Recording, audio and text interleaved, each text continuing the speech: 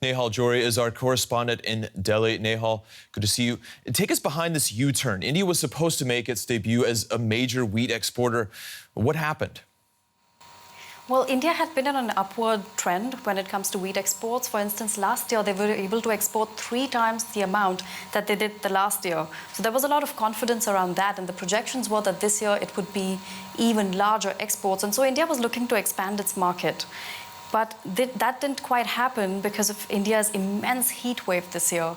So March this year was one of the hottest, and this was a sudden spike in temperature, not a gradual increase. So it destroyed a lot of crops across India, especially in states which are major wheat producers.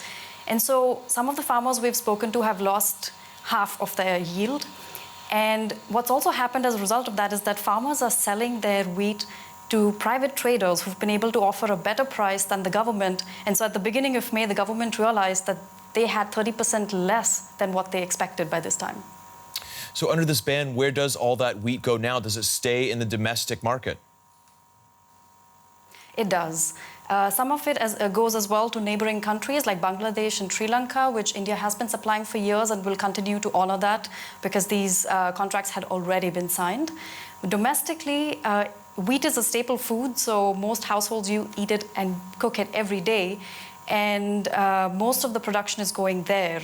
Apart from that, India also has famine reserves, which it keeps for disasters, and a lot of these famine reserves had run dry because grains were used and distributed as COVID relief packages. And so that is a deficit that India needs to refill as well. Nehal, to what extent is Delhi likely to respond to outside pressure about this decision? It seems unlikely. We have to remember that in 2005, India saw a wheat crisis, and it happened because India miscalculated and exported too much wheat, and then they had to spend the next several years importing wheat from other countries. And so there's a sensitivity around this issue. Both people and governments don't want to make that mistake again. Many of the experts we've spoken to who are agricultural policy researchers, they actually agree with the ban because they say it is important to protect India's internal food security.